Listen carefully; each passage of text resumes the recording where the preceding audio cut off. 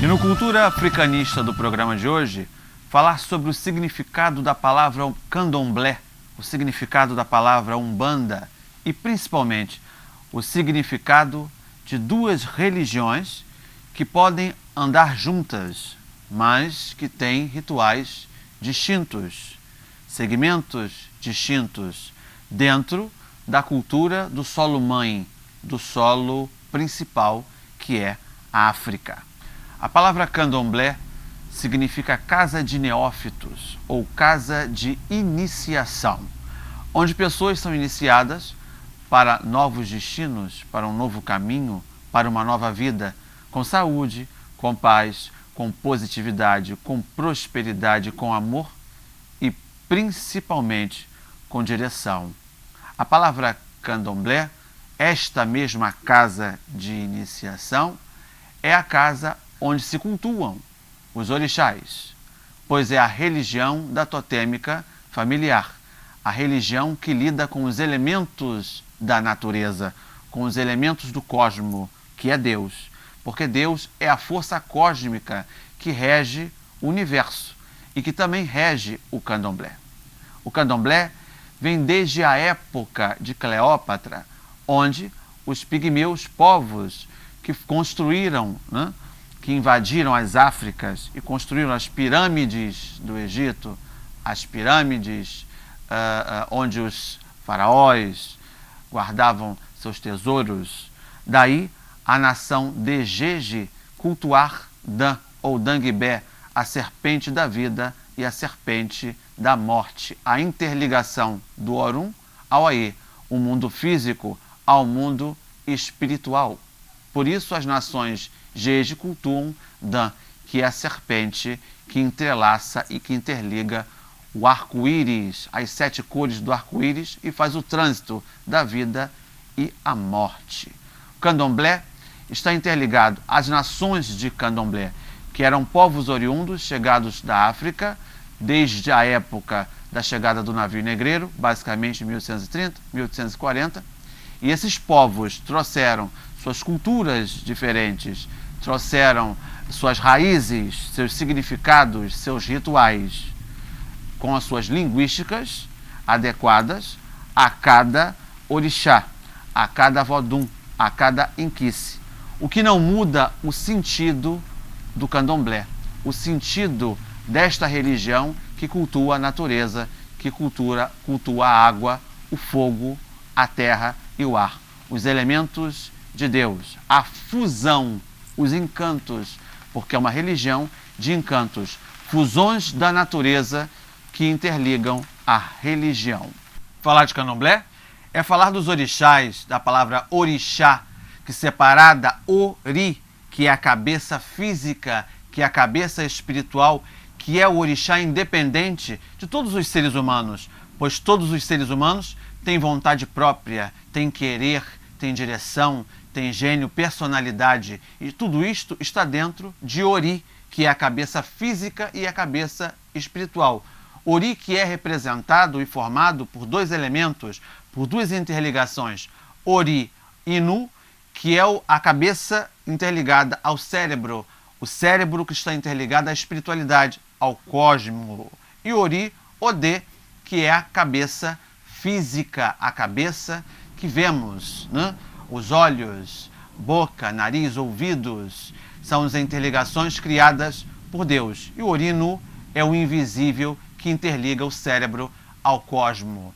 Falar de candomblé, falar de Ori, de orixá, é falar dos rituais, como por exemplo, Bori, Bokomidari cabeça, o ritual que interliga a força e a mente, pois os orixás, os voduns e os inquices não podem fazer absolutamente nada se a sua cabeça não funciona positivamente, se a sua cabeça não acredita, se a sua cabeça não flui, se a sua cabeça é uma cabeça doente, é um ori doente, um ori buruku.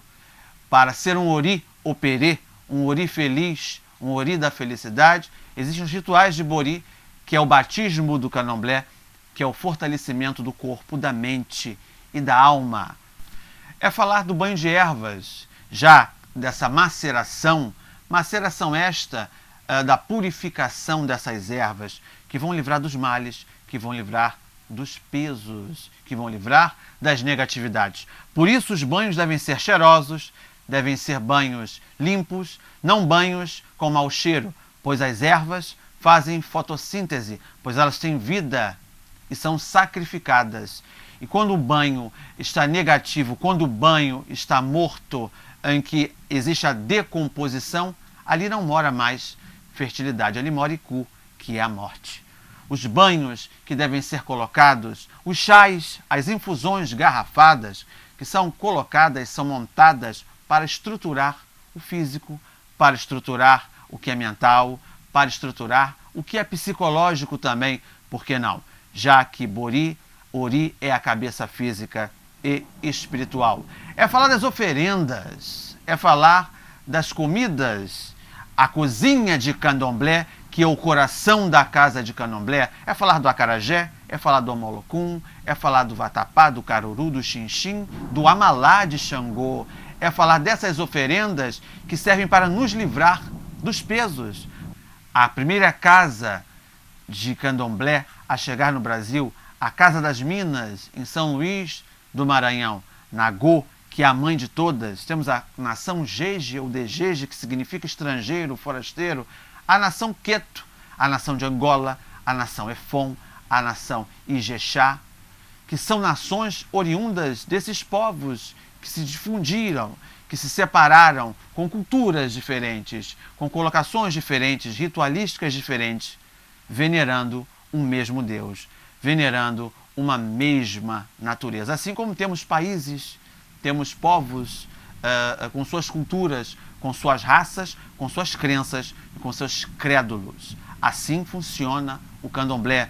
Por isso, várias nações, vários povos que, da sua maneira, cultuam esses orixás. Orixás, voduns e inquices. Nomes que mudam de nação para nação, mas que interligam a mesma coisa.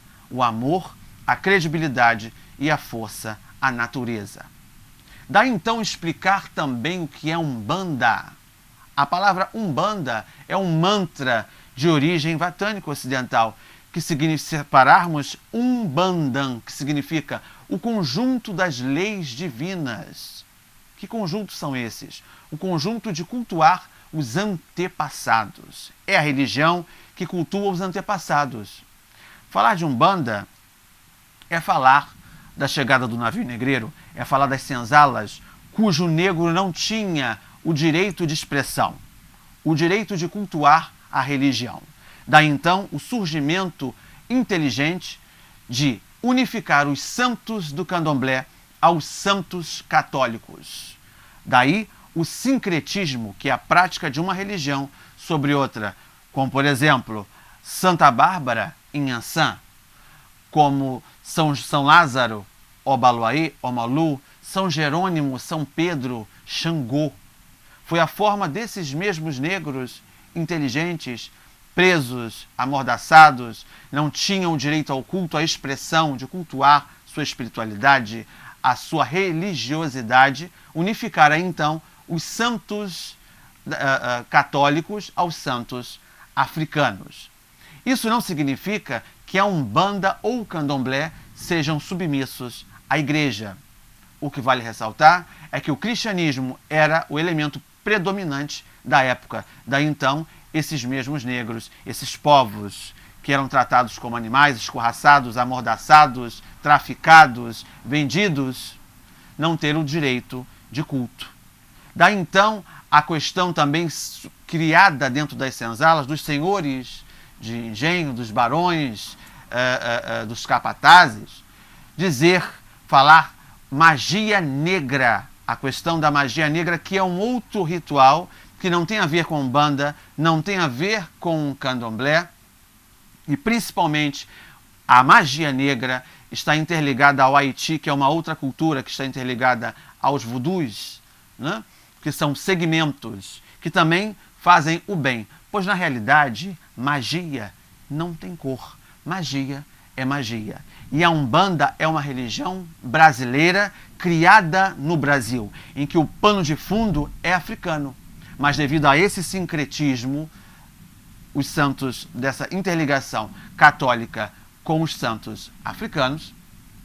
Daí o surgimento da Umbanda. Falar da Umbanda também é falar do Preto Velho, é falar dos índios, dos caboclos, é falar dos Exus, é falar dos falangeiros, é falar desses povos, desses seres, desses espíritos que incorporam nas pessoas a título de queimar o karma e aliviar no Dharma.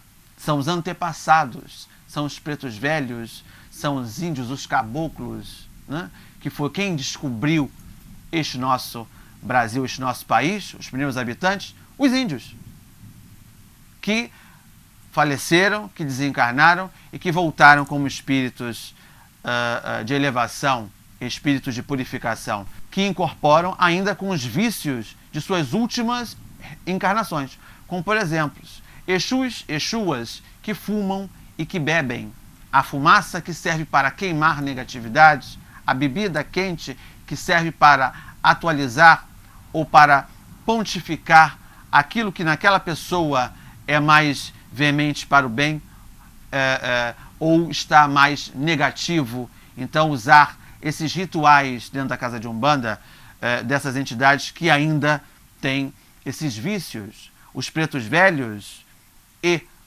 os caboclos, que usam seus cachimbos e charutos, assim como os defumadores, que são exatamente para purificar ambientes, para livrar dos espíritos zombeteiros, para livrar dos espíritos maléficos. Muito também confundida com macumba. Macumba não é religião. Macumba é um canzá de sopro usado pelos indígenas na época do descobrimento do Brasil. Esse instrumento que os senhores estão vendo na tela, um canzá de sopro. Logo, macumba não é religião. Então, existe toda essa mistificação que as pessoas não têm a certeza, o discernimento de entender exatamente o que é uma coisa ou outra. Candomblé, culto à ancestralidade. Umbanda, culto aos antepassados. Ambas podem andar juntas, porém são religiões distintas.